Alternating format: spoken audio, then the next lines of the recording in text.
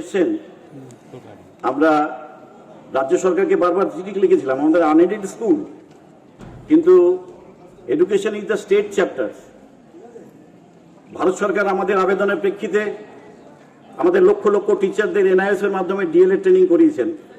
Second অ্যালটমেন্টের সময় কোভিডে আক্রান্ত হয়ে গেলাম, তো সেই প্রোগ্রামটা গভর্নমেন্ট অফ ইন্ডিয়ার থ্রু এইচআরডি ডিপার্টমেন্ট ফ্লপ থাকা সত্ত্বেও গত জানুয়ারি ফেব্রুয়ারি মাসে আমাদের এখানে সাংবাদিকরা দেখেছেন যে আমাদের সরকারি আধিকারিক যারা রয়েছেন তাদের যখন বললাম যে school education department, director school education আমাদের জন্য ইনক্লুসিভ ট্রেনিং, সেন্সিটাইজেশন ট্রেনিং এর সমস্ত ব্যবস্থা করেছেন, তখন আমাদের ডিআই সাহেব বললেন আপনারা কি করে পেলেন।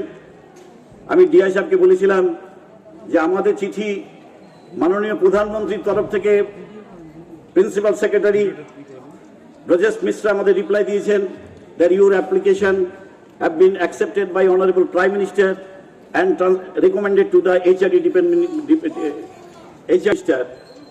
তখন তিনি আমাদের জন্য সেখানে যে টেবিলে আলোচনা হয়েছে সেই টেবিলে আমাদের দাবিটা তুলে ধরেছিলেন স্কুল এডুকেশন ডিপার্টমেন্টের সমস্ত রাজ্যের ডাইরেক্টররা, যে ন্যাশনাল কাউন্সিল এই দাবি রেখেছে কেবলমাত্র সরকারি স্কুলের বাচ্চারা ইনক্লুসিভ ট্রেনিং পাচ্ছে, কেবলমাত্র সরকারি স্কুলের টিচার্সরাই সেন্সিটাইজেশন ট্রেনিং পাচ্ছে, why not for the unaided sector? According to their prayer, education also the state chapter.